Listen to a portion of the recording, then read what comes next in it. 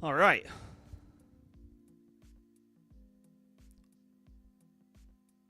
What up, what up?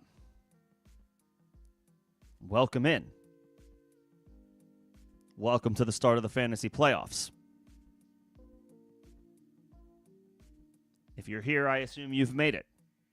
Congratulations on that accomplishment.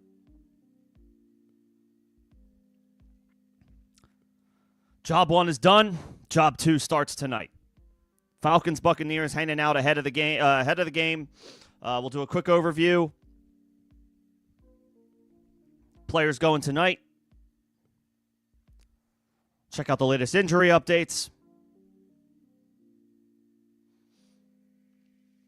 And then whatever you guys need leading up to the game. We'll start with Falcons-Bucs. General overview on guys to start and sit in tonight's game. Start-sit questions that pertain to tonight's game will be prioritized on top of course, the member questions and any supers that I get. I will get into that in a short while. But for now, just talking about tonight's game. You're starting Bijan Robinson. No analysis necessary. Starting Bucky Irving on the other side, I think that's perfectly safe. Rashad White still gets involved. Sean Tucker is in there a little bit, but Bucky is the bell cow, and now he's been back for a couple of weeks. I think we can confidently fire him up. Baker Mayfield's a little bit more interesting as a quarterback option tonight, and he's getting Mike Evans back. He gets Jalen McMillan back tonight as well, actually, so Baker getting a boost in his weapons. He's still a low-end QB1 just because there's been less of a confident track record to go off of recently. And Evans is not going to play the entire game. I doubt McMillan will as well. But if they can get to the red zone, that's where Evans will be utilized tonight. Hopefully you don't need him. But just talking quickly about Baker, I mean, low-end QB1 status with a little bit more confidence, at least that he gets his weapons back. He's got a full complement against Atlanta.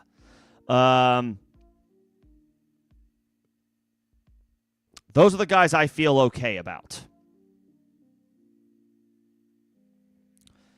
Everybody else is a little bit more dicey. I do think, depending on your situations at tight end, I do think you have to start Kyle Pitts tonight.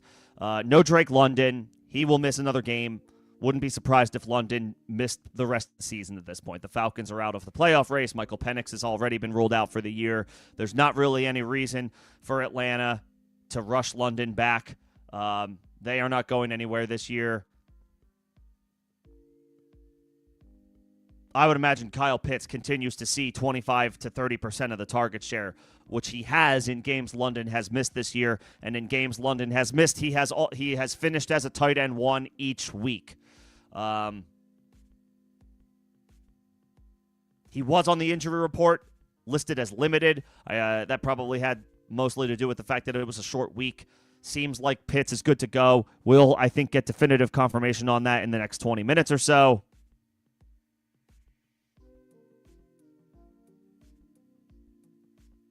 And I think you fire him up.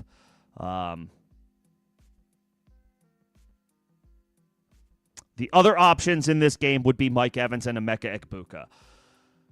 Both are incredibly volatile. Egbuka has the production has fallen off a cliff since the start of the season. He still gets 7 to 9 targets a game, but he's just not really doing a whole heck of a lot with it. There have been near-miss touchdowns multiple weeks over the past 6 weeks. It is a good matchup, but Egbuka has just flat out done nothing recently. So he's a borderline flex play. It depends on who your other options are, but honestly, I'm looking elsewhere, ideally, off of Egbuka. Perhaps Mike Evans' return actually helps Egbuka, draws some attention away from him. He doesn't have to do as much, but it is, again, going to be Evans' first game back since the start of the season. He's not going to play the entire game. He's not going to play every down, so his impact will be minimal. Therefore, I don't know that I feel that much better about Egbuka just because Evans is returning. Same deal with Evans. He is only going to play sporadically. 50% of the snaps is probably a best case scenario. Maybe that upticks a little bit if it's a close game and the Bucs are trailing at the end of the game. But I would not expect to see Evans for a full complement of snaps tonight. He is a risky, volatile, boom-bust wide receiver 3, and probably Igbuka's in that same boat. Not interested in playing Chris Godwin. Not interested in playing Jalen McMillan. Cade Otton is out for this game. Or I think he was doubtful, which means he's highly unlikely to go. Not really interested in playing Darnell Mooney. He's not capable of handling a wide receiver 1 role. And I don't want to start Kirk Cousins even in Superflex formats. So, Bijan Robinson, duh. Bucky Irving is in. Baker could be a low-end QB1, certainly a guy you start in Superflex formats, and I think you start Kyle Pitts tonight. Yes, it is volatile, but with no Drake London, his volume should be strong. Mike Evans, Emeka Egbuka, incredibly volatile options at wide receiver. I would hope you do not have to fire up either one.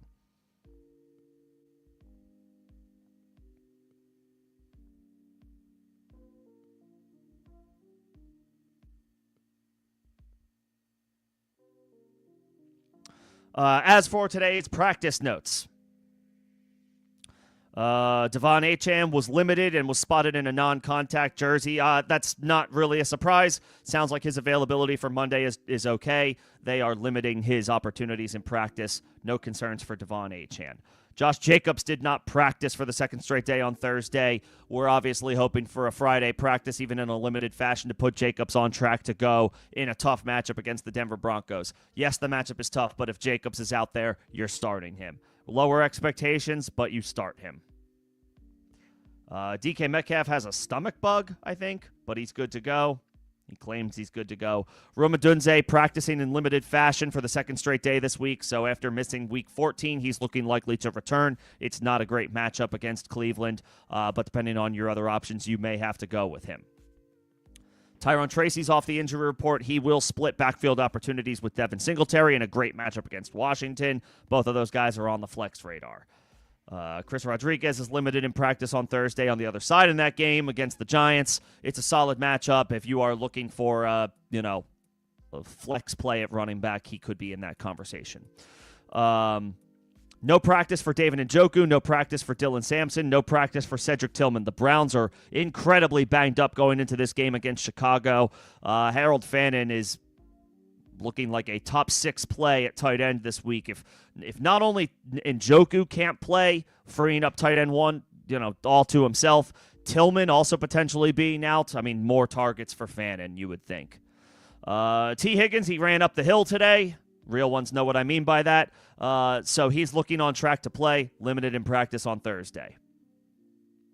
Parker Washington, limited. Meh. Tyrod Taylor, Justin Fields not practicing. It looks like it's going to be Brady Cook for the New York Jets at quarterback. All I will say about that is hopefully you got the Jacksonville Jaguars defense off of waivers. They are the top defense to play this week. If you are playing in Week 15, this is not for anybody who has a bye week and is looking to stash defenses. If you are playing in the first round of playoffs or perhaps a do-or-die, win-or-go-home final week of the regular season in shallower leagues or with a smaller playoff bracket, the Jacksonville Jaguars are the top defense this week. And not only will the Jets be down to their third-string quarterback, it looks like they will be without their starting tight end. Mason Taylor has a neck injury. He is not practicing for the second straight day. Not looking good for his prospects of playing. Alvin Kamara not practicing once again. It's going to be Devin Neal for another week. Kamara's missed a couple of weeks in a row.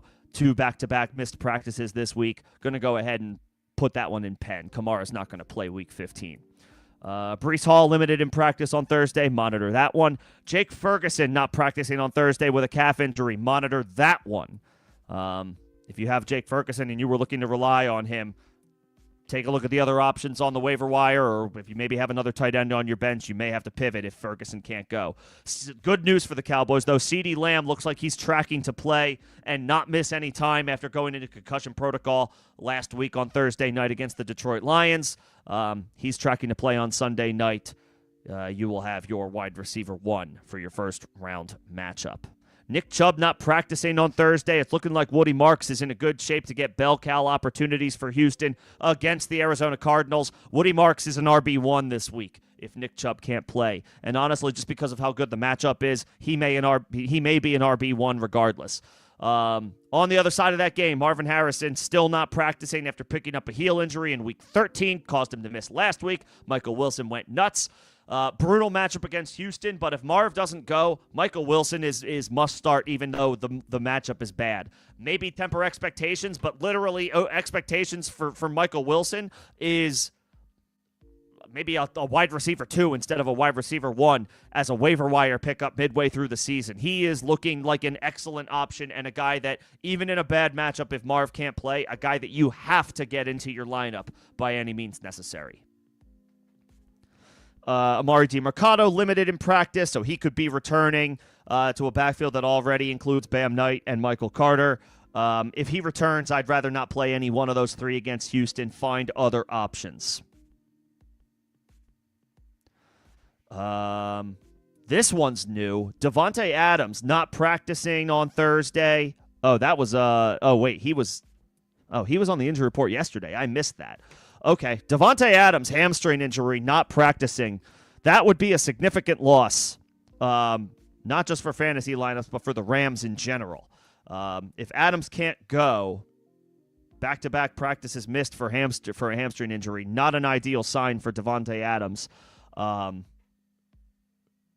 Man, okay. We may need to look at other options, like a Tutu Atwell.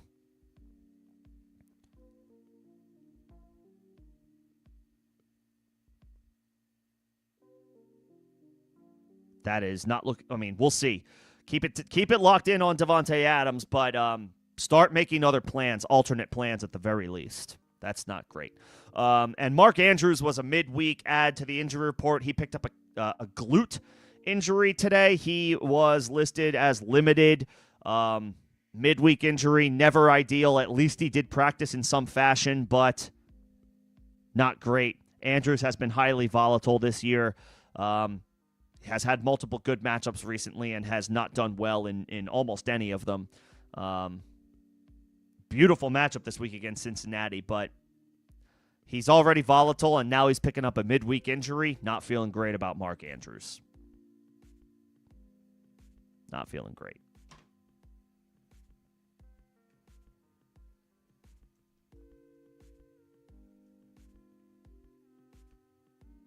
Okay.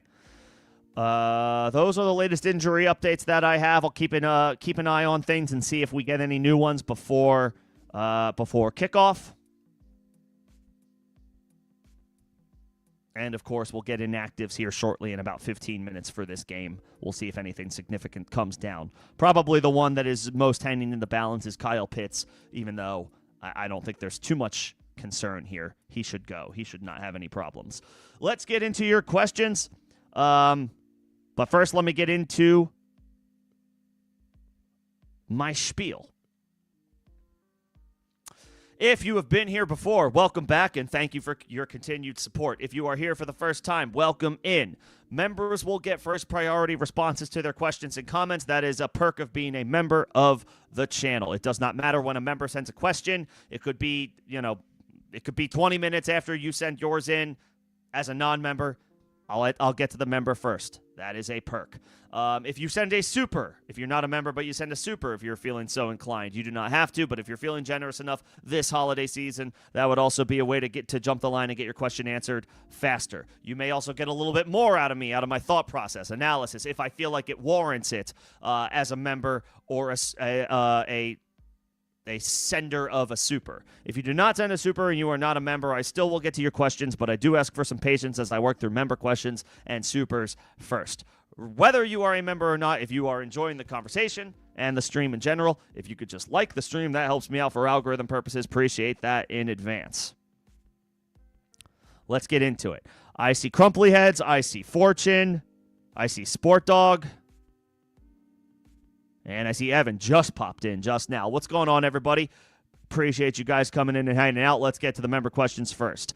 Crumply Heads got every team through to the bye week except for one. I will take a look at the roster in Discord in a second. Let me see if I can pull it up. It's probably fine.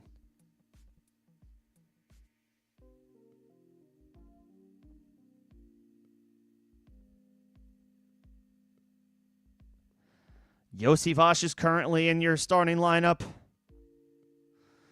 I don't know that I would necessarily do that. I might take the floor of DeAndre Swift and go that route.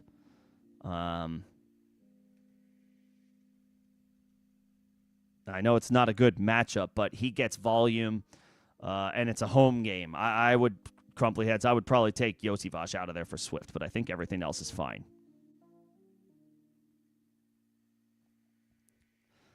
Okay. What else do we have here? And I see I've got some folks in here from Twitch. Appreciate you coming in and hanging out. So if there might be some folks who they might see YouTube questions. They may only see Twitch questions. I see them all. Fear not. I will get to them. Sport Dog. You could start Godwin, but you have Rodriguez and Marks. I would probably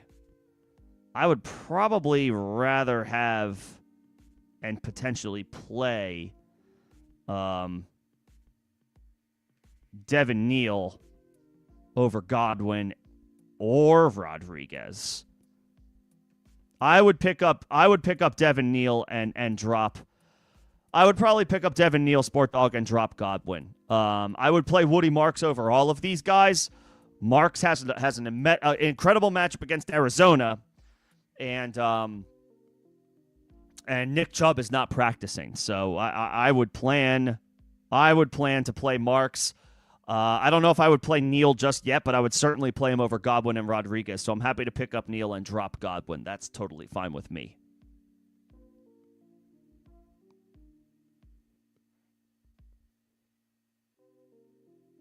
Especially with Evans coming back. Godwin was already not super enticing, and now Evans is back. And Jalen McMillan. So I would drop Godwin and pick up Neal. Fortune, how am I feeling about my teams for the start of playoff season? Good. Very good, actually. I mean, obviously, we'll see what happens. If you're giving me a chance to get on my soapbox, I'm in 6 leagues. I made the playoffs in 5 of them. I have the bye week in 2 of them.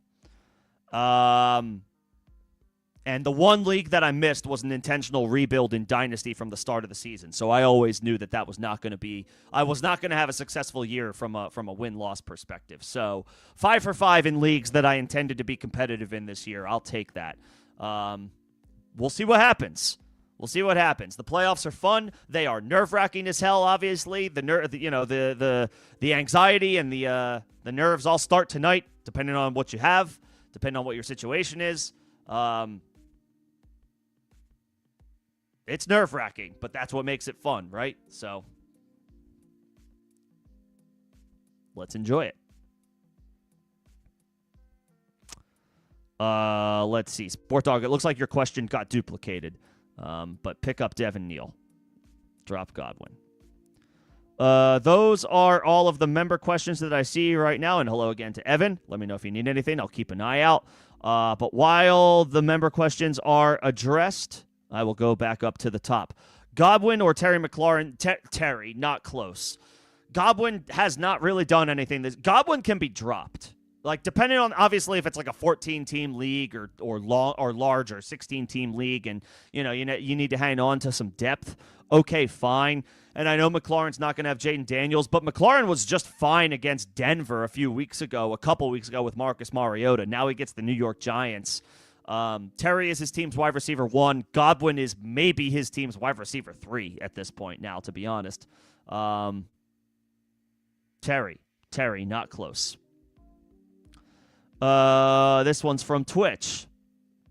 Mike Evans, Montgomery, Chris Rodriguez, and Kyle Monangai. Is this a start 1? If it's a start 1, and the Lions get the Rams, that's not a great matchup. Rodriguez is in a solid matchup against the Giants, but he's somewhat of an uninspiring play. That being said, this does have a chance to be a neutral game script type of game, and that's, where I prefer to play a guy like Rodriguez who comes off the field on passing downs. Monangai has had solid usage, didn't do much with it last week, and it's a bad matchup against Cleveland. And Evans is making his first start in months tonight, and will probably not play the whole game. I think I would go Rodriguez here. I expect this game to be close. It's two not good teams with bad records just playing out the string. I would expect Rodriguez gets decent usage here because I do not think the Giants will blow out the Commanders. I guess there's a chance that New York has can win this game and handle their business because it's Dart versus Mariota. But I mean, both of these teams only have a couple of wins each, so it could truly go either way. I'm okay with Rodriguez here from these options. Montgomery had a nice night against the Cowboys. The Rams is a different test, a different challenge. I would fade him a little bit more this week. I liked him a little bit last week. I fade him a little bit more this week because of the matchup. I would probably go Rodriguez.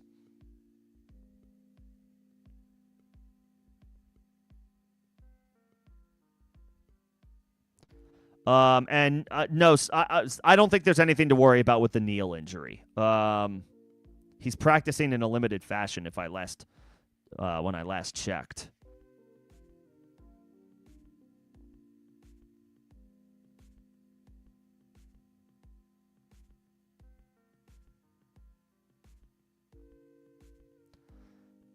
Let's see. Questionable. Yeah, he's practicing on a limited fashion. He's okay. We're all right. Yeah, you can pick him up. You can pick up Devin Neal. Okay, I see a couple other questions, but I will get to them shortly, but I got to get to member questions first. Defenses to target during the playoffs, Fortune. Yeah, I mean, anybody who plays Indianapolis, they're trotting out 87-year-old grandfather Phillip Rivers. So San Francisco is looking good I guess Seattle looks great this weekend. They're probably already rostered. Week 16, the 49ers, they may have already been scooped up because they get the Titans this week. And then the Colts get, who do they play week 17? Oh, Jacksonville. They already definitely got scooped up as well because they're playing the Jets this week. So, I mean, anybody who's playing the Titans, that's, again, San Francisco this week. Kansas City, I think, week 16. And New Orleans, week 17. The Saints have been playing better of late on defense. In fact, I think they get the Jets week 16. They do. If it's Brady Cook once again on the road, New Orleans at home, that's not a bad spot. That's not a terrible spot.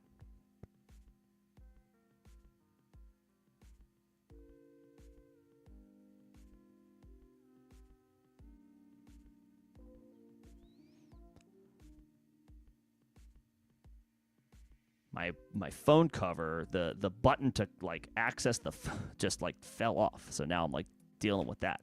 Okay. Super fun. I mean, the New Orleans Saints are not bad. They're not bad. I mean, anybody playing the Atlanta Falcons and Kirk Cousins without Drake London, who is not going to play the rest of this year in all likelihood. So Tampa tonight.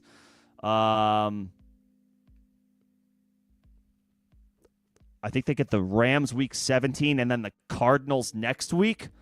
The Cardinals might be fine. They do okay at home. Not great, but they do all right. And Atlanta at home, that might not be a bad spot. So, yeah. I mean, just target bad offenses. 49ers, Jaguars, they're probably both scooped. The New Orleans Saints, if you can stomach it, they're not great, but they do have good matchups. And then same with the Cardinals. Not great, but they play Week 16 against Atlanta. The Rams play Week 17 against Atlanta. The Jags get the Jets this week and the Colts Week 17, so that's pretty good. We'll see how Tampa Bay does tonight against Atlanta. If they do well, they get Carolina next week, so they may not be bad. There's a lot of different options. Whoever's playing the Raiders, the Eagles this week. Well, Houston Week 16, they're probably already rostered. And the Giants Week 17. And it's a road game for New York. I don't know if I can advocate for that one. But I gave you a few names. Let me know if you need me to rehash.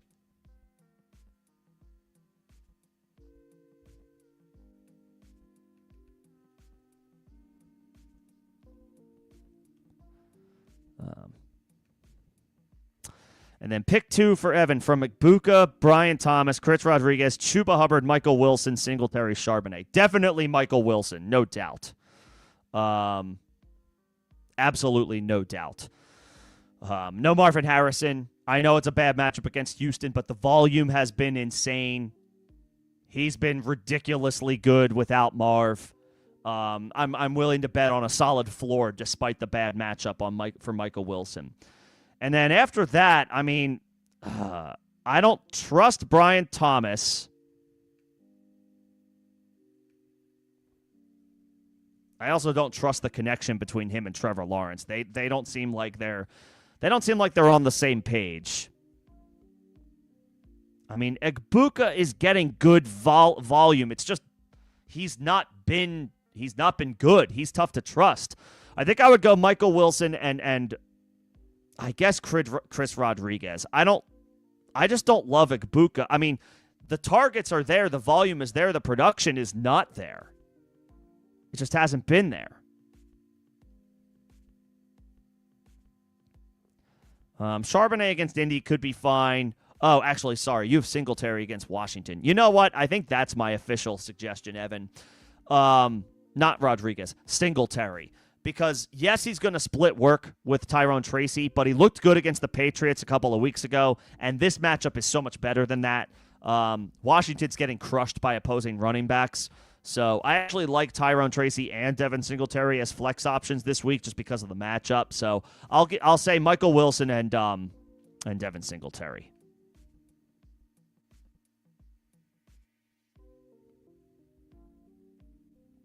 Wilson and Singletary. Okay, back up to my spot that I left off.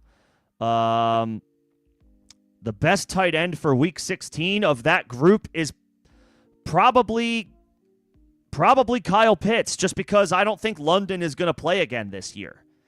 And that's what it comes down to. He's the safest option right now. Darren Waller is in that conversation as well. Where do the Dolphins play Week 16? Is it a home game? Oh, you know what? It's a home game against Cincinnati. Okay, I will say Waller. Waller and Pitts. Waller, then Pitts. I'll concede. I would say Waller first because he's playing the Bengals in Miami. The Bengals give up so many points to opposing tight ends that even tight end twos have tight end. A team's tight end two can easily have a tight end 1 week against the Bengals, and that's to say both tight ends can pop off. Waller gets all that work mostly to himself, although Greg Dulcich has been somewhat involved. I would plan to play Waller and then Pitts, just because Pitts is getting a 25 to 30% target share without Drake London, and London's not coming back. Yes, Evan. For me, Singletary over Egbuka. I don't trust Egbuka right now. He has done so. I think he's good, but he has done so little recently. It's just look at his recent game log, and it's impossible to trust him. It's impossible to trust him.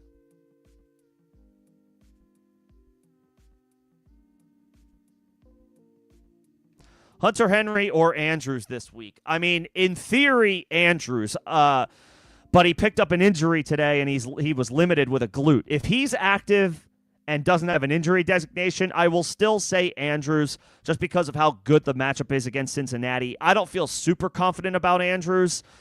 He's been incredibly volatile this year.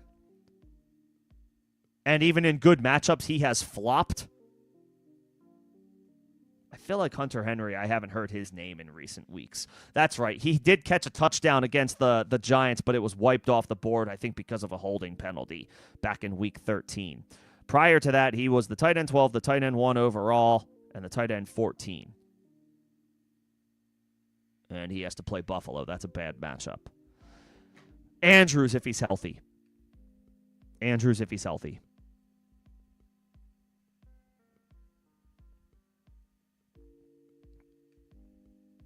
Bo Nix, Aaron Rodgers, J.J. McCarthy. Bo is against the Packers. Rodgers is against the Dolphins on Monday night. McCarthy gets the Cowboys. Man, I don't really want to play any of these guys. Like, is Mariota available? Is Mariota still on waivers by any chance? Like, could you pick him up and play him against the Giants? I mean, could you pick up... Is Sam Darnold available? Could you play him against the Colts? Could you play... Stroud's not great, but is Stroud out there? He's playing the Cardinals. That's a good matchup.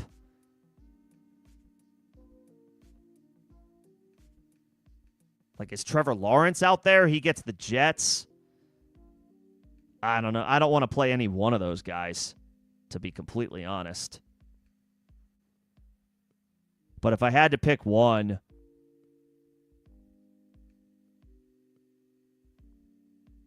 I mean, Rodgers against the Dolphins, I guess. It's a solid matchup.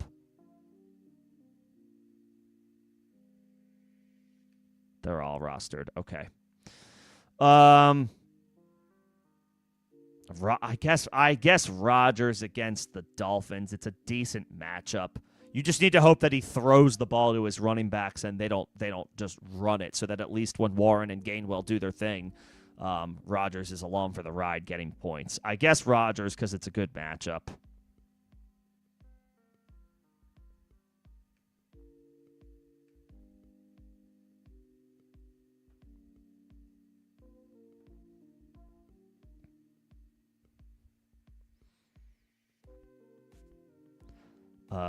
Yeah, I'll play Rodgers of those options. Let's see. And then better flex between Evans, Tracy, Slayton, Rico, Rodriguez. I would roll the dice on Rico. It's a solid matchup against New Orleans. They give up a lot of production to opposing running backs. Yes, Chuba is back. Chuba is involved, but Rico is still the early down guy for them. And honestly, I could see both of those guys doing well this week. So I'll lean on the guy that I think is still yes, it's a full-blown committee, but I do think Rico is going to get slightly more work than Chuba.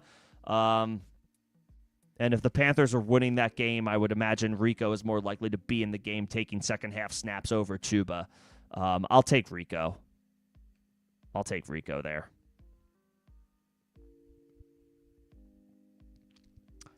Let's see. Oh, Wandir sent me a super. Appreciate that, Wandir. Thank you so much.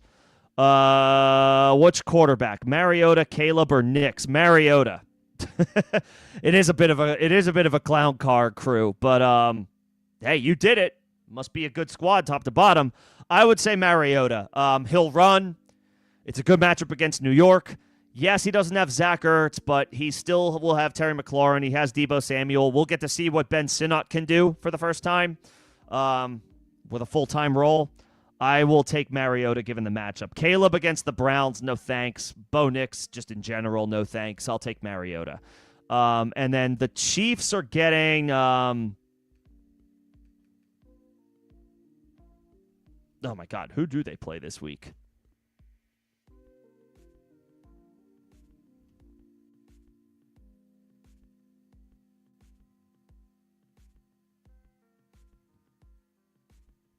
The Chargers? Oh, they play the Chargers. I don't love that. The Saints get the Panthers.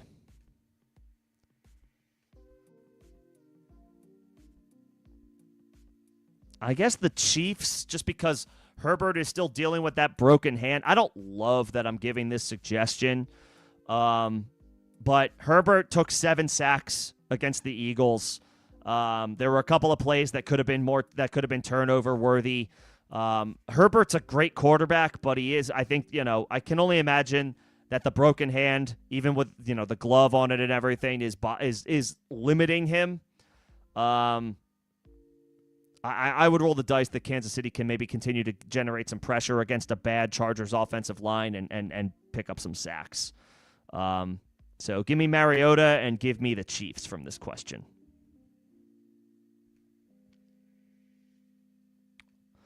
Trust Warren or Likely? Likely. I don't want to play Tyler Warren this week. Not Phillip Rivers is a grandfather, literally. He has not played in 4 years. I think almost 5. I think it's closer to 5 years. Rivers has not played, and he's tracking to start this week. I don't want to play a single Colt other than Jonathan Taylor, and honestly, Taylor has me incredibly nervous this week. It's entirely possible that he unfortunately comes up short through no fault of his own. It's a brutal matchup, and their quarterback situation is a mess. I would play Likely against the Bengals.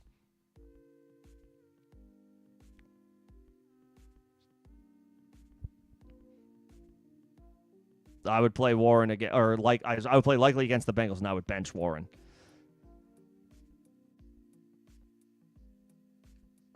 Sport Dog, do any one of these quarterbacks over each other? I mean, Lamar against the Bengals. All three of them are elite options. I'm going to be completely honest with you, Sport Dog. Whoever you start, obviously, hopefully has a good game, but you're going to have 2 quarterbacks on your bench that also have 2 games. That's just the nature of being in a shallow league. You have a bevy of talent to pick from, and there's a good chance that somebody's going to pop off on your bench no matter what decision you make. I would probably play Lamar. He ran better. He was running last week more so than in recent weeks, and it's a beautiful matchup against Cincinnati, and it's a revenge game for Baltimore. I'll take Lamar from that group. And then Evan, same idea as far as Likely. If Andrews is healthy, I'm playing Andrews. I know he's been volatile. I know he hasn't been great, but the matchup is as good as it gets. Cincinnati is awful against opposing tight ends. Andrews played them on Thanksgiving. He only had like 4 for 50, which isn't great, but I'll take that knowing that's the floor, or knowing that that's a solid chance that that's a floor, with upside for more, again, in a revenge game for Baltimore in a beautiful matchup. I will take Andrews over Barner. It wouldn't shock me if Seattle's weapons didn't have to do a whole heck of a lot in this game against Indianapolis, who is starting a quarterback who has not played in 5 years on the road against a good defense. JSN, obviously, you have to start, but everybody else, it's like they may not do anything. I'll take Andrews in a beautiful matchup against Cincy, assuming he's healthy. Jose, thank you for the super. Appreciate the support. Evans, Jennings, Tet, Godwin, Wilson. Is that Emmanuel Wilson? If Jacobs can't play, they are playing the Denver Broncos, so I don't love that. I think my answer is just Jennings and Tet McMillan. Jennings has operated as the team's wide receiver 1 in recent weeks over Ricky Pearsall. Oh, it's Michael Wilson. That changes things. Michael Wilson needs to be started. Michael Wilson needs to be started. He has to be in lineups. He has to be in lineups. I mean, just look at what he's done. I know they're playing Houston. I get it. I know Arizona's playing Houston. That's a brutal, brutal matchup. But look at his game log without Marvin Harrison and tell me, with all seriousness, this is for anybody who has Michael Wilson, that you're going to put him on your bench. You can't. You cannot. Maybe he doesn't go off for 15 for 150 and 2, but I mean, I got to imagine his floor at this point is somewhere in the 6 to 7 catch range. It may not be pretty, it may not be great, but he has been too awesome to leave on your bench without Marvin Harrison, and Marv's not going to play for another week. At least that's what it strongly looks like, back-to-back mispractices. So I'm definitely playing Michael Wilson. I'm playing Michael Wilson over so many people. Outside of the duh names like Puka, JSN, Jamar, I want Michael Wilson in my lineup. I don't care how I do it. So Wilson's definitely in. I did almost say Jennings, but I'm going to go Tet. He is the team's clear-cut wide receiver one. Jennings has been playing solid, but this work could easily go to Christian McCaffrey, George Kittle, even Ricky Pearsall perhaps. Tet is head and shoulders the top weapon in the Panthers offense, and it's a decent enough matchup. I'm going Wilson and Tet. That's where I'm going. Not Evans, first game back. Not Godwin. He hasn't been – Godwin's droppable, and if he's a waiver wire pickup, leave him there. Jennings has been solid, but he's the odd man out for me. I would go Tet and Wilson. Appreciate the super, Jose. Let me know if you need anything else. All right, back to the top before this gets too far away from me because I've got quite a few questions to get to. Adunze, Shakir, Ramondre Stevenson. If it's full PPR, probably Shakir. If it's half PPR or standard scoring, I guess Stevenson. It's a pretty good matchup against Buffalo. They do get cooked by opposing running backs. Shakir in full PPR, Stevenson in standard or half PPR scoring. Adunze, we don't even know if he's going to play. He's looking good. He's tracking because of the limited practices, but it hasn't been great. He's going to see Denzel Ward. I would rather not play Adunze. Neal, Chuba, Monangai, or Singletary. Devin Neal? They're playing Carolina, who has a solid secondary, but they can still be beaten on the ground. And Neal is the only name here who is not in a committee. Alvin Kamara is not going to play. Kendre Miller's on IR. Monangai has to contend with DeAndre Swift. Singletary has to contend with Tyrone Tracy. Chuba has to contend with Rico Dowdle. Devin Neal has the backfield to himself in a good matchup. Devin Neal. Do I think the Falcons will make the game close tonight? I really don't. The Falcons are the worst team in the NFC South right now. I know that the line is currently Bucs minus 4.5, which against the spread is not a significant number, but I actually think that's a Tampa line. Yes, they lost. Tampa did to the Saints this past week. That was a bad loss for Tampa and a good building block win for New Orleans. Atlanta has nothing going for it right now. At least the Saints have an interesting quarterback in Tyler Shuck to hang their hat on going into next year. Probably is going to be the favorite in any quarterback competition unless they happen to end up with the number one pick and take that kid Mendoza. The Falcons are just playing out the string of an incredibly disappointing season. Kirk Cousins is a shell of himself. Drake London is out. Darnell Mooney is what he is. And the Falcons are not really that big of a threat on defense. No, I don't think they will. I really don't.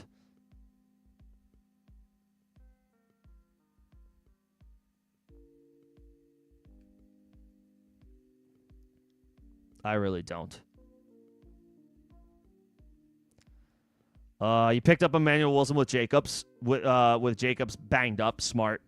He should not be. Yeah, Emmanuel Wilson should not be on waivers, especially if you have Josh Jacobs. So if you were able to grab him, whether or not you have Jacobs, that was a good move. And you got Blake Corum back after dropping him. Also, well done. Running back depth, incredibly valuable this time of year. Nicely done. What's going on, Rojo? Good to see you. I got to jump down and take care of my members. Mariota or Bryce Young? I probably am going Mariota, even though both are in a solid spot. But I think I would go Mariota. He's been a good streaming option this year. It's a great matchup against the Giants. He will run. Still has Terry McLaurin. Still has Deebo Samuel. We'll see what Ben Sinnott can do in an expanded role. And again, Mariota will pick up rushing yards. I'll go Mariota in a good matchup against the Giants. I don't see the cat gift, Rojo, but I appreciate the thought all the same. I don't know how YouTube gifts work, to be completely honest. I'm an old millennial. I'm not tech savvy. Maybe I should be, but I'm not. I can plug a microphone into to a computer and make it work. And even then, I've messed that up sometimes. All right.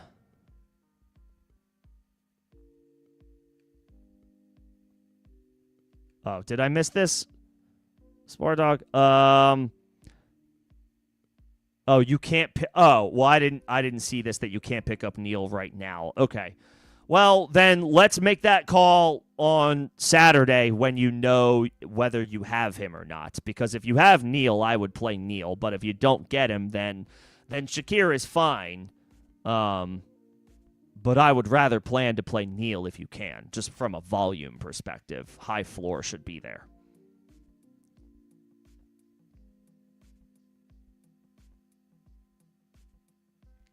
Let's see. I got this. I got the member questions. I got the super from Wandir. Thank you again. Flex, McLaurin, Devontae Smith, Jalen Warren, Debo, Corum. Probably Warren. This is a good matchup against Miami, and they're at home. The Steelers are. It's a primetime game. The offense is running through these running backs right now, mostly because they just have nothing at wide receiver after DK Metcalf. Devontae Smith is in a great matchup against the Raiders. He's been quiet recently. McLaurin is in a solid matchup against the Giants. That's actually pretty good. I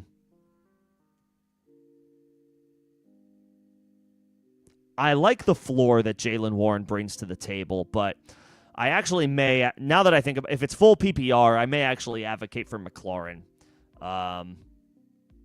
He did very well with Mariota at quarterback just a couple of weeks ago in a bad matchup against Denver, and now he gets the Giants. I think I changed my answer officially. I would play Terry in full PPR. Great matchup, and Mariota starting doesn't scare me off of him, especially after what he did a couple of weeks ago with Mariota at quarterback.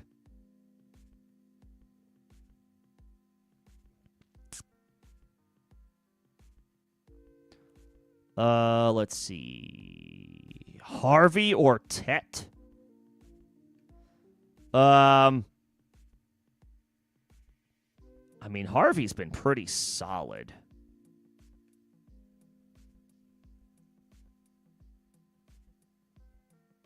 Harvey's been pretty good. It's not a... I mean, the matchup against the Packers...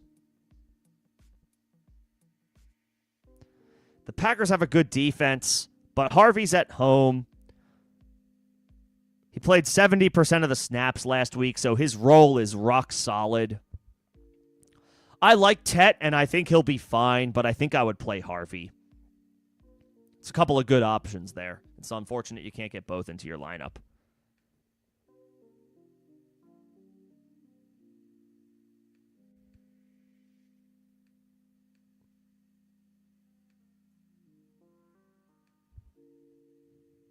Yeah.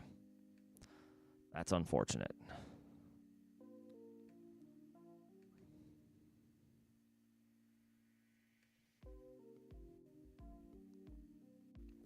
I think I got the super question from Jose. Thank you again. Better tight end start 2 different leagues, Ferguson or Waller. Ferguson if he plays, because I don't love Waller on the road against Pittsburgh in freezing temperatures for the Dolphins. And it's good. It's going to be cold as hell in Pittsburgh on Monday night. The forecast looks like it's going to be in 15 degrees with potentially snow. So no thank you for Waller. Ferguson, hopefully he plays. And then I would because Ferguson is on the injury report, I actually think I prefer Strange, who has been solid.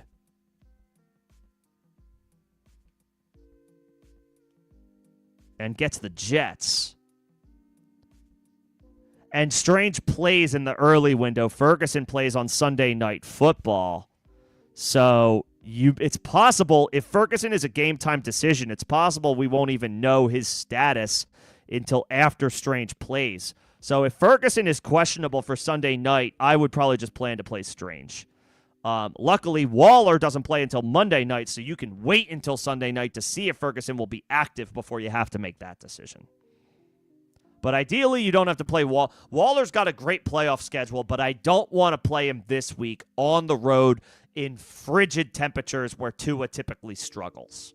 I know they got the win last week, and that was all well and good, but that was the Jets, and it was 40 degrees. That's a little bit more palatable. For all of Pittsburgh's problems, they are a better team than the Jets, and it's going to be 15, 20 degrees colder than it was in New York. So I'm officially worried about the Dolphins' offense. At least guys like Waller. If you can pick up Likely, I much prefer that. They're playing the Bengals. I would prefer Likely over both of those guys straight up against Cincinnati. Yep. I would prefer Likely over both. Could drop either one. Doesn't matter to me.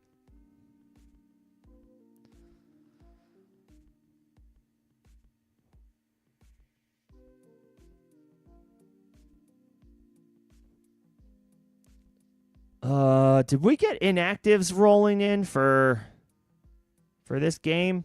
Kyle Pitts is active. K. Dotton is inactive, no surprise. Jalen McMillan is active.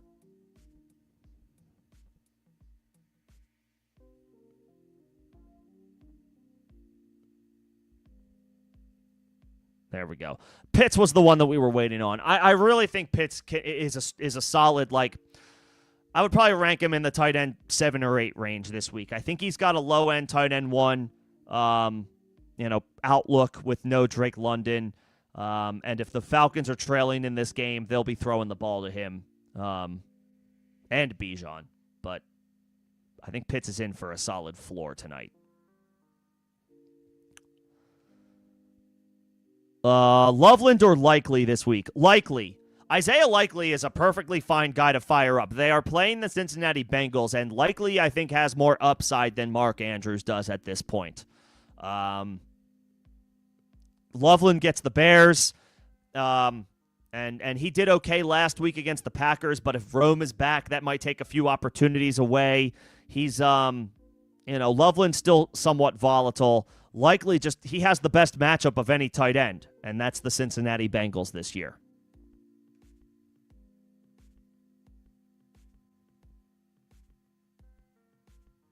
Yeah, Likely. And Gadsden is fine to drop. I'm okay with that.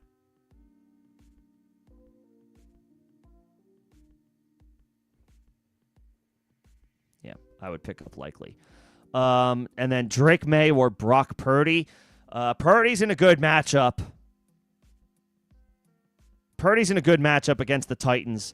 Drake May, yeah, it's not great against the Bills. But Drake May has been a rock-solid top-flight QB1 this year. I think, yes, Purdy has a good matchup, but I don't think I would shy away from Drake May. He's been so good this year. And I know it's a division game, and there's all those implications, but it's a home game. The Patriots can win the AFC East with a win, I'm pretty sure. I think May will come out and have a strong performance at home against the Bills. I don't think I can pivot away from Drake May right now, even though Purdy is in a good matchup. I think I got to play May. I think I have to.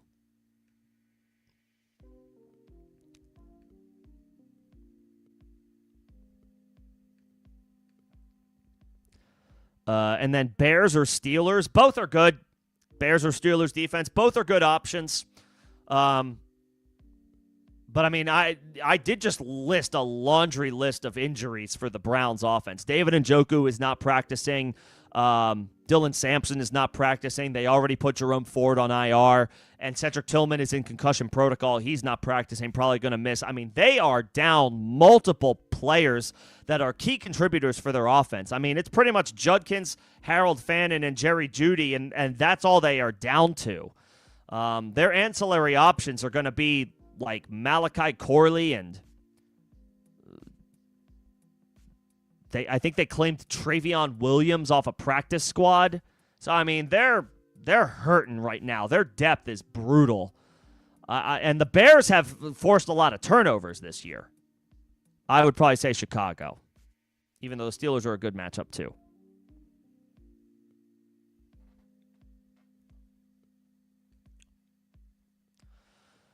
Do you drop Chris Rodriguez to grab Emmanuel Wilson?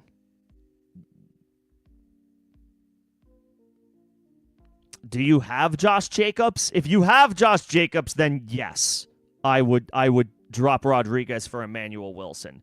But if you don't have Josh Jacobs, I'm not exactly pining to grab Emmanuel Wilson. They have to play the Denver Broncos this week. That's almost about as bad as it gets as far as matchups.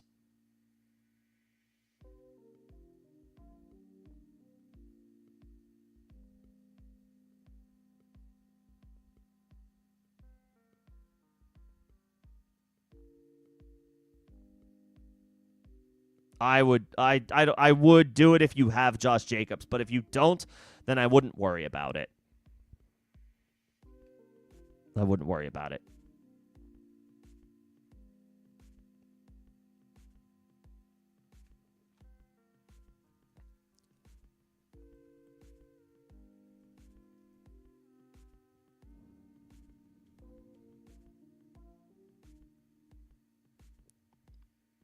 Let's see what else we got here.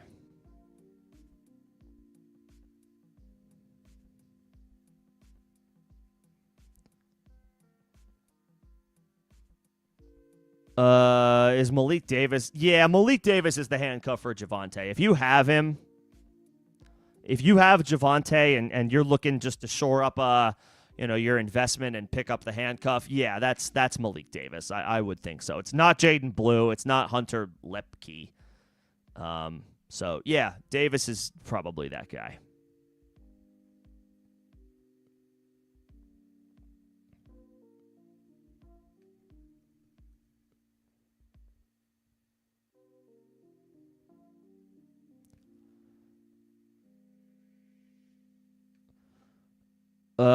Godwin, Evans, Quentin Johnston, Adunze, likely Theo Johnson, and you have to pick 4 of these guys?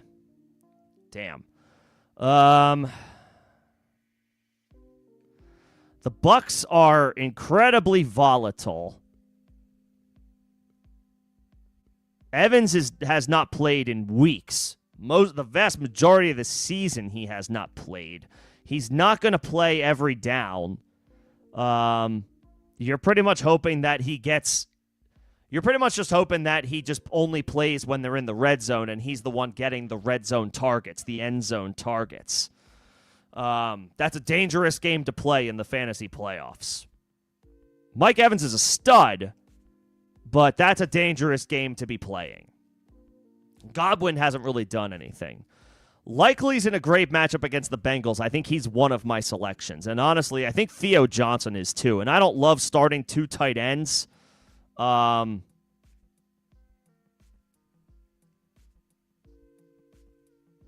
I just don't want to play Evans or Godwin. Likely's in a great matchup against the Bengals. I think I would go there. I think I would go Theo Johnson in a great matchup against Washington. Slayton's in a good matchup too. He's very volatile to trust though. And then Quentin Johnston has completely fallen off a cliff.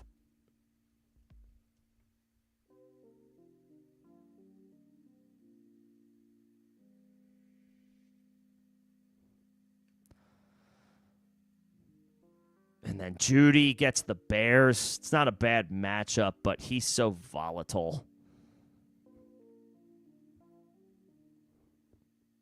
I need to look at this. I would play those 2 tight ends. Potentially no Cedric Tillman, no David Njoku for Cleveland. So that's, in theory, pretty good for Judy. It's a good matchup.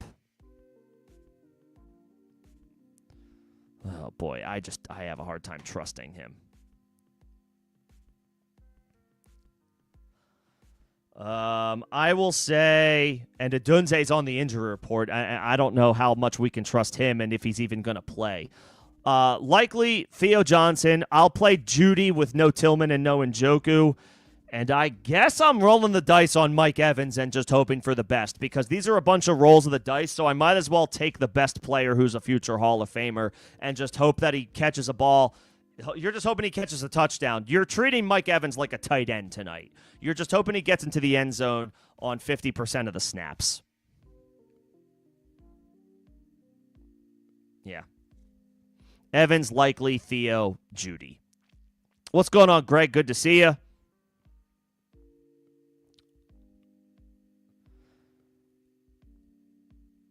You're looking for bench depth?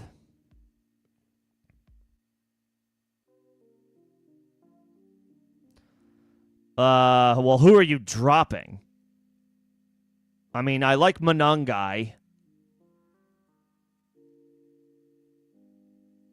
That's pretty much the only name I care about here, to be honest.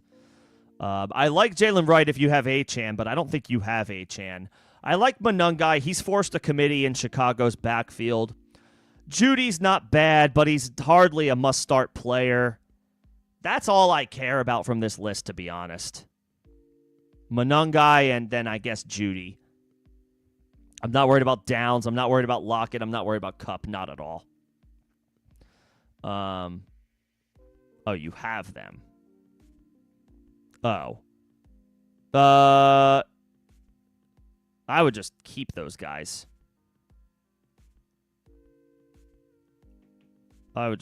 Yeah. Okay. If you don't have Devon Achane, I don't think you necessarily need to hold Jalen Wright. I think Judy's fine as a wide receiver guy, that you could potentially keep.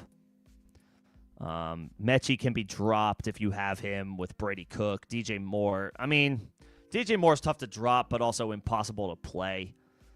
Mechie can be dropped. Hollins can probably be dropped. Flournoy can be dropped. CeeDee's going to play. Yeah.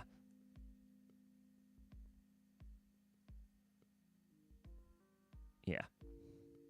I like Monangai. I like Judy, and Jalen Wright is decent if you can find a spot for him. Flournoy, no. Sampson, he's hurt. Bryant, no. Hollins, no. Mechie, no. Yeah. Okay, and let me know if we need to talk through anything else there, Greg. Gadsden, Kincaid, likely Theo or Jawan. Not Gadsden. Kincaid has been solid. Likely's in a great matchup. Theo's in a good matchup. Jawan is in a solid matchup. I mean, Kincaid's been the most consistent of this bunch.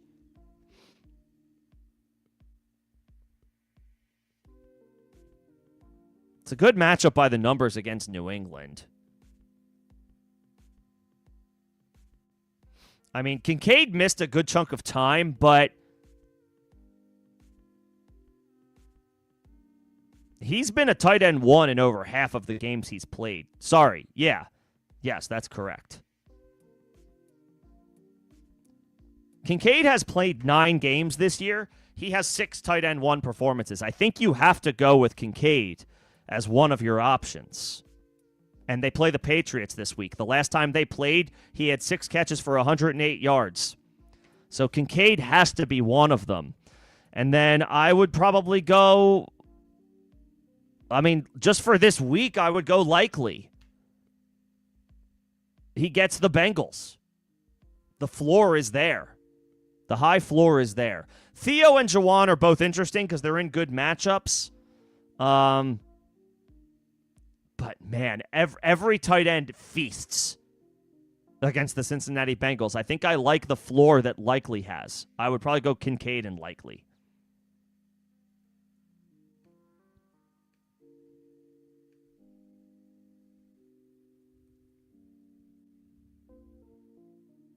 Kincaid and Likely. And yeah, Greg, I would go Judy over DJ Moore. DJ Moore is doing nothing. At least Judy has come to life recently a little bit.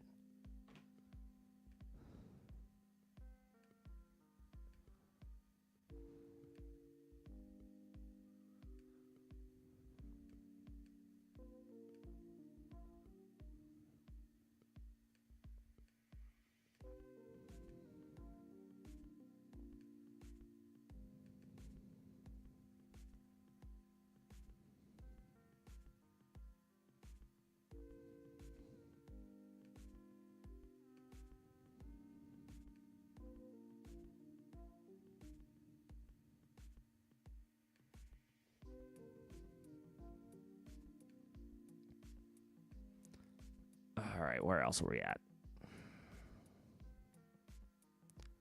Dart or Mahomes? Dart.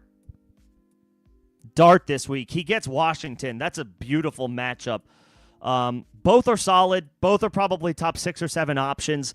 Mahomes is in a tougher matchup. The Chargers have been pretty stingy through the air.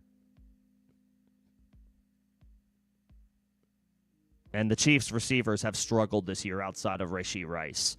Mahomes will run, so that boosts his floor, but Dart will also run, and Dart is just in a better matchup. Either one is a good play. I don't feel super strongly about this decision, and I mean that in a good way. Like, I think you can't go wrong. I would probably pick Dart. The matchup is so freaking good.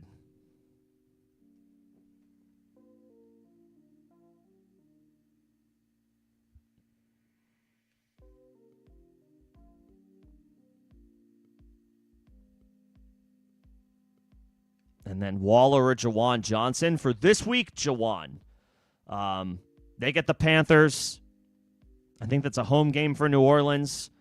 Panthers secondary is solid, but it's a beatable matchup against their linebackers.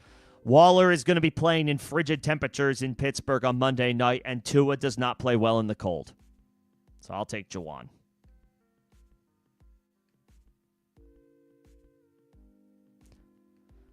Drop Tampa for the Saints. You also have the Jags. Yeah, I'm good with that. I'm good with that because you're playing Jacksonville this week against the Jets. And then guess who gets to play the Jets next week? The Saints. Yeah, I would be fine with dropping the Bucs for the Saints. And then if you advance to championship week, you could hold on to the Jaguars and play them again against the Colts, who could be starting 116-year-old Phillip Rivers. So, I mean, that's a pretty good tandem to have for your defenses for the playoffs. The Jags and the Saints are two solid options to go to. So I'm fine with that. I'm fine with that.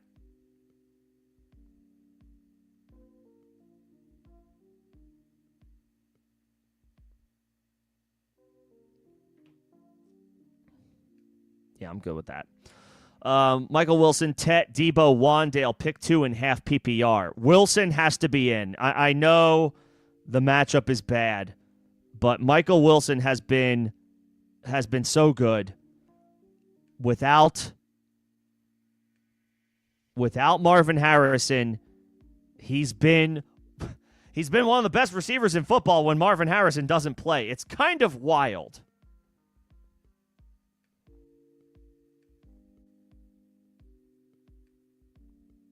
It's kind of insane.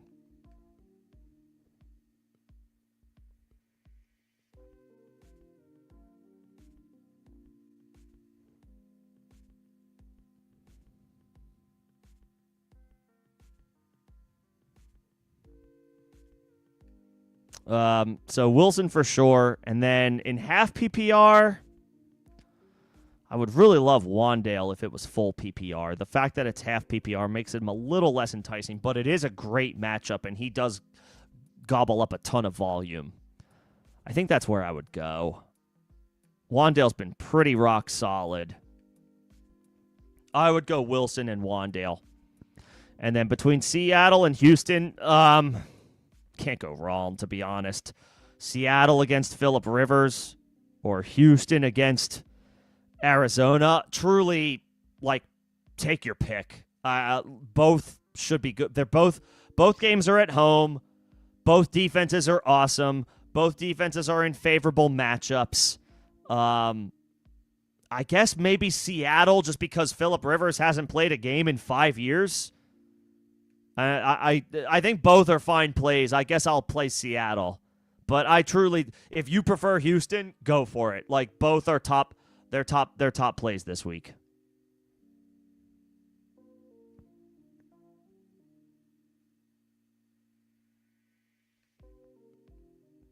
Yeah. Both the Seahawks and the Texans defenses are top 5 plays this week. Drake May or Joe Burrow? I'll go Burrow. He's been on fire in his couple of games back from injury. While it's looking bleak, Cincinnati is still mathematically alive for the division for the AFC North. It's going to be a tough game against Baltimore, but it is a home game. He went off against them on Thanksgiving. He will have T. Higgins in this game. T. Higgins practiced in a limited fashion today. Should be tracking toward returning against a concussion. T. Higgins' current situation is a little scary. He suffered multiple concussions this year, close together, and he's going to play. So it's a little volatile, but if he suits up, I mean, we can't play scared.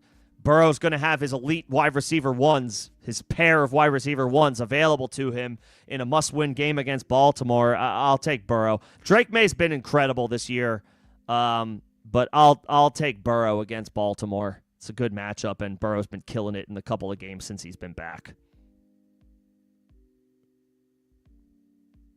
And once again, Burrow is playing with the Bengals' backs against the wall, so he has to ball out.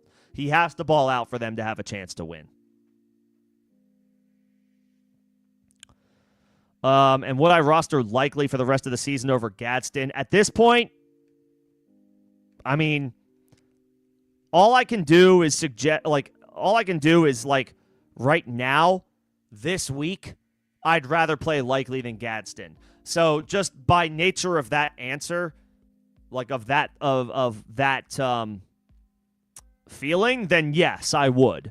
Could that change as soon as next week? Sure. We don't know what's going to happen, but right now, today, and we're taking this, I know we want to try to look ahead and set ourselves up for next week, but we got to get there first if we don't have a bye week. And so if you have to play a tight end this week, I would rather play likely. Therefore, right now, I'd rather have him than Gadsden. I forget who the Ravens play week 16. The Patriots. Actually, that's a pretty good matchup, too. Yeah, I'd rather have likely. All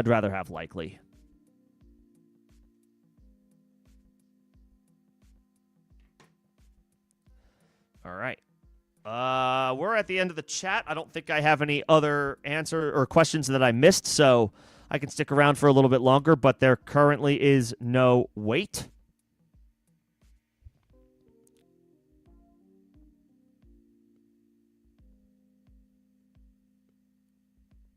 Currently no wait if you are looking to get questions answered.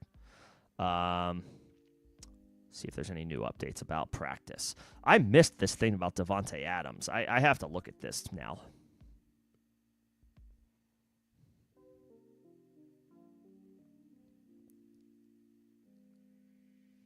Sat out Wednesday's walkthrough and then was seen rehabbing his hamstring on the side one day later.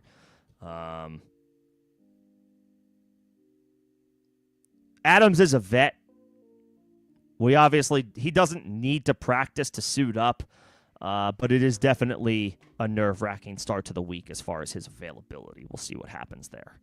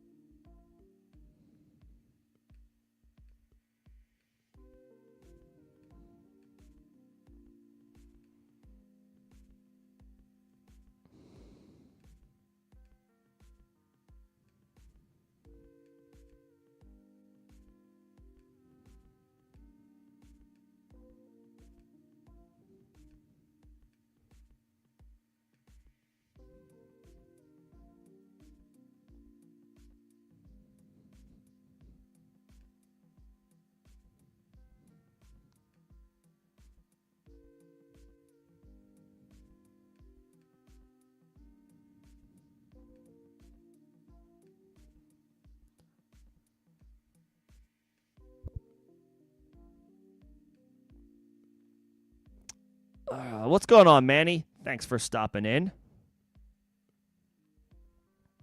Appreciate the kind thoughts.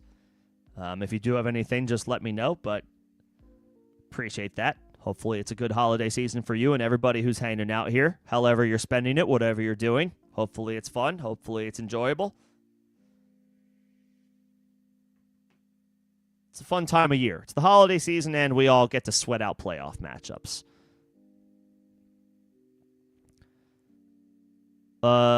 You are trying to set yourself up for 16 and 17.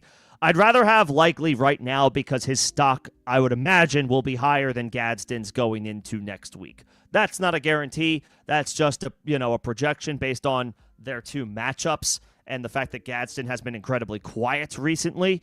So for right now, I would say Likely. It could change, but I'll say Likely.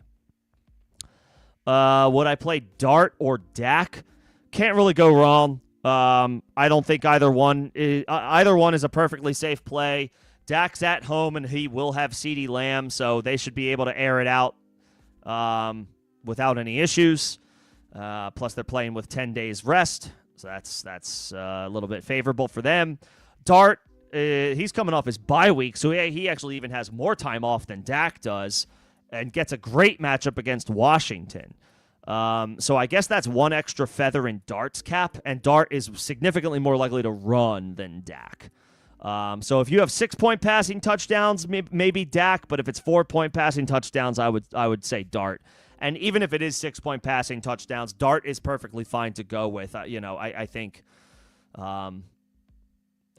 his rushing upside keeps him incredibly safe. As far as what we can expect.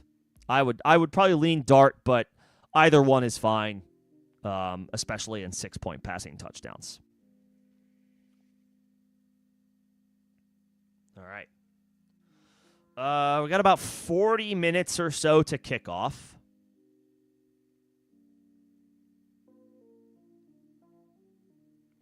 I don't see any other questions at this time. I will just say I will be back on Saturday, 5 p.m. Eastern for Start Sit Help ahead of the Week 15 slate. So if there's anything you need finalized at that time, feel free to come on back.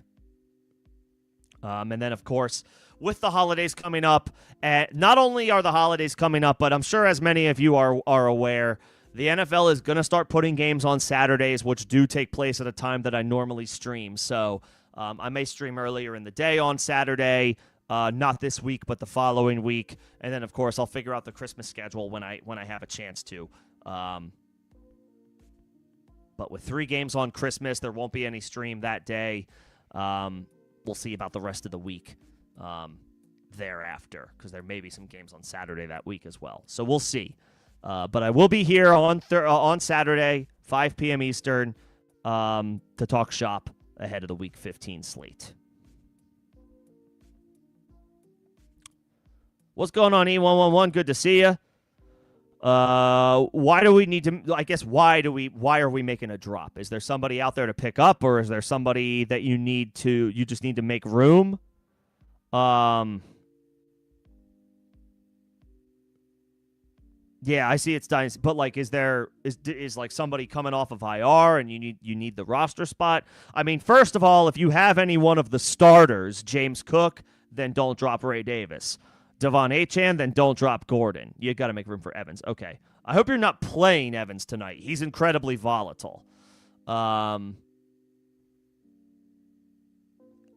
would even go as far to say if your lineup is already set, if you know who you're playing this week, like if you already have your lineup locked in and you're not worried about any more transactions, then I don't know that I would bother.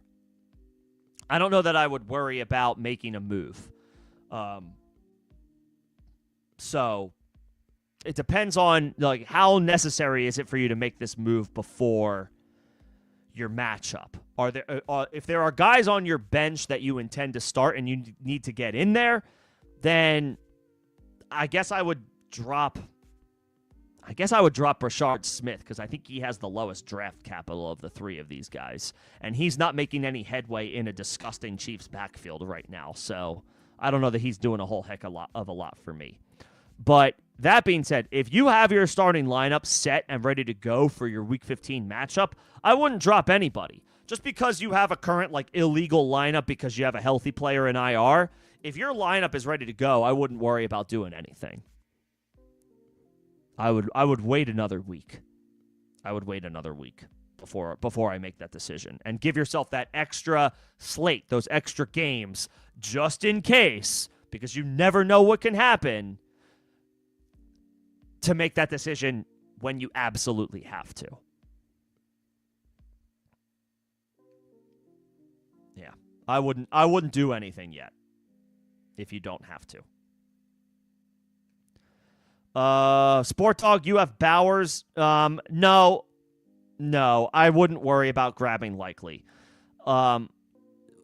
You have to play Brock Bowers. And I know, the matchup's not great. The weather is going to be a problem, potentially. But it's Brock Bowers. And honestly, Kenny Pickett didn't look too terrible in relief of Geno Smith last week. And Geno Smith has been horrendous this entire season. So, I mean, the potential matchup and the potential weather issues stink. But Bowers is one of the best tight ends in football. I wouldn't worry about picking up Likely if you have Bowers. If you have Bowers, if you have Trey McBride, if you have George Kittle, that's your tight end. And you play that guy, and you don't worry about a tight end too.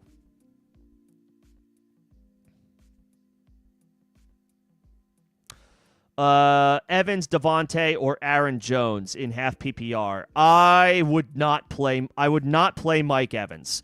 You have other viable options to turn to. I would use them. I know Devontae has been difficult to trust, but he's at home against the Raiders, and he's going to play a full complement of snaps. Aaron Jones is against the Cowboys. That's a great matchup on paper. And J.J. McCarthy, while I don't trust him yet, he played a little better this past week, and it's a good matchup by the numbers. Evans is only going to be a part-time player tonight, so he's incredibly volatile. He's incredibly risky. He might get a touchdown if he's only playing when the Bucs are in the red zone, but if he tops out at 50% of the snaps, that leaves you with a very small margin for error. I would play Devontae and Aaron Jones. And then Strange, Likely, or Schultz. Likely. The Cincinnati Bengals are getting absolutely cooked by opposing tight ends. And yes, some of that work could go to Mark Andrews, but Mark Andrews has been so volatile this year. I don't know that I necessarily trust him even in a good matchup. Likely has been and looked like the better player when he's been out there, even though the Ravens gave him a contract. I would play Likely against the Bengals. They just played on Thanksgiving. What did Likely do in that game? I should probably know this, but I'm pretty sure he did well.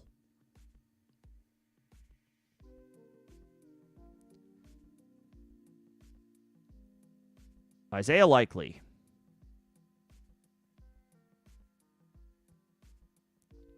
Had 5 catches for 95 yards just 2 weeks ago against Cincinnati. Yeah, I'll take Likely.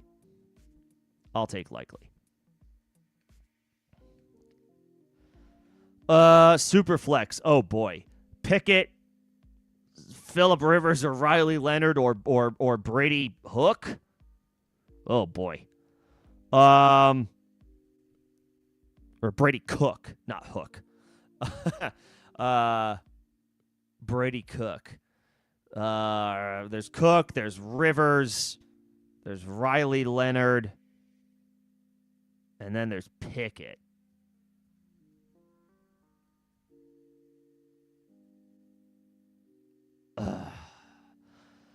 Pickett. And I know that's a super scary one because the Eagles' defense is good and the weather might be bad, but at least he's the direct backup. Like, the Colts are down to their fourth quarterback at this point, and the Jets are down to their third, and their first two weren't good. If Justin Fields and Tyrod Taylor weren't good, then how good is Brady Cook at this stage of his career? I think he's a pretty young guy, so maybe it's unfair to poke fun of what potentially will happen on Sunday, but it might not be pretty. I guess Pickett. That's tough. That's a tough break for Superflex. I assume you've had some unfortunate luck with injuries, whether it's Daniels or Fields or Penix or who else has been hurt this year, or who's not Daniel. If you didn't have Daniel Jones, you get where I'm going with this. Yeah, I mean, or Kyler. Sure, like that just sucks. That's how the cookie crumbles sometimes. I guess Pickett. Not that I love it, but I guess Pickett.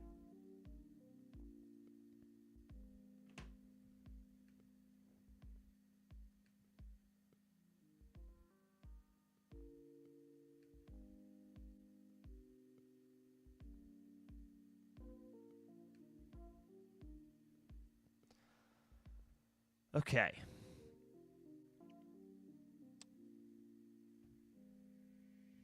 Probably start winding down here shortly, but I can take any last-minute thoughts or questions that potentially roll in. It doesn't look like there's any more inactives or any practice updates that we haven't already touched on.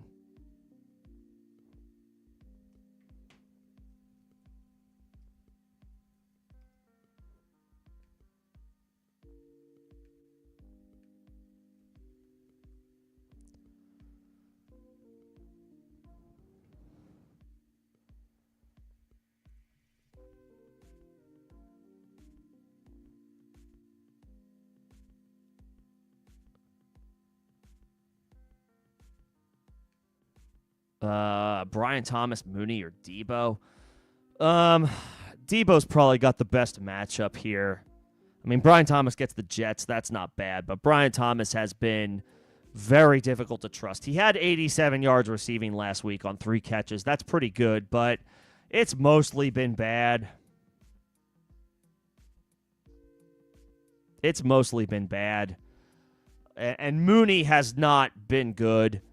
I don't feel good about him just because Drake London is out. I guess I would play Debo. I would play Debo against the Giants. It's a good matchup.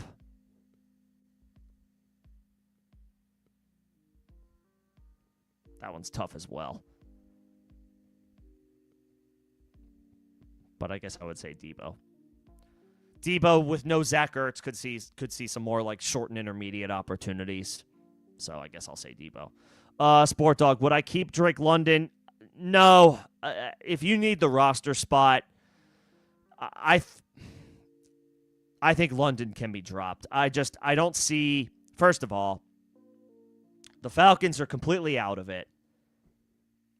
And then on top of that, their starting quarterback coming into the year is not returning. So, like, there's no opportunity for Penix and London to work together and build on any type of chemistry going into 2026.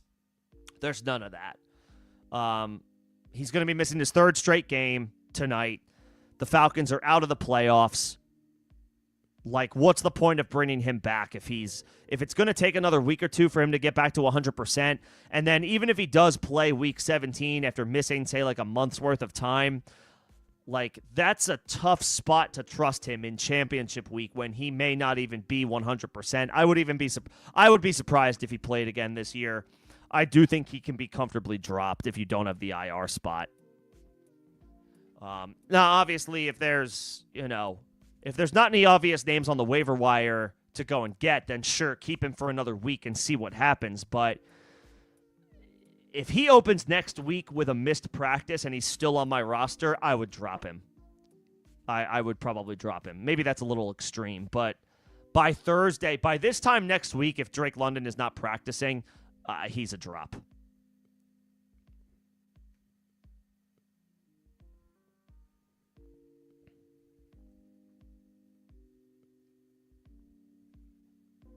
Yeah, it's over. It's over for the Falcons.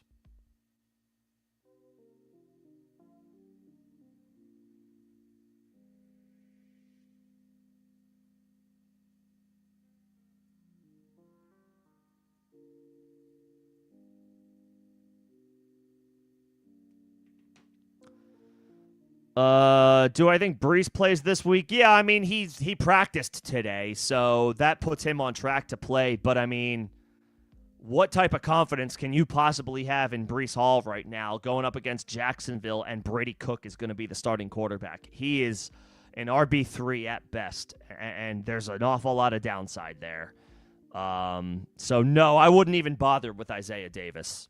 Even if Brees Hall didn't play, I don't think I would play Isaiah Davis. I'd rather have Chuba. I'd rather have Vidal. I'd rather have all of those guys. No, I'm not. I'm not worried about Isaiah Davis. If you have Brees Hall, then sure, fine. You can drop a guy like Bam Knight just to give yourself the insurance, the handcuff. But I don't want to play. I barely want to play Brees against Jacksonville with Brady Cook. I definitely don't want to play Isaiah Davis.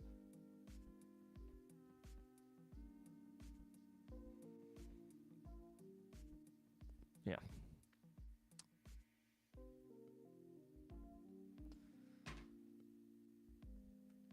Okay. Let's see. Once again, I will be back on Saturday for Start Sit Help, 5 p.m. Eastern, ahead of the Week 15 slate. The NFL is starting to put games on Saturdays, not this week, but starting next week. So that'll interrupt my typical stream cadence a little bit. But obviously, keep it locked, keep it tuned in, and I will make sure when I'm available, make myself available for additional streams before the end of the fantasy playoffs. But I think that'll do it for me this evening as we get ready for the start of the fantasy playoffs. Obviously, congratulations if you made it. Pat yourself on the back. The sweat for goal number 2 starts tonight, or at the latest this Sunday. So obviously, best of luck in your matchups, in your playoff matchups, securing whatever, what you need to do to get a win and move on to the next round. Appreciate all the members that I saw. Let's see. I saw Crumply Heads. I saw Fortune, I saw Sport Dog, I saw Evan, I saw E111, I saw Manny, I saw Rojo.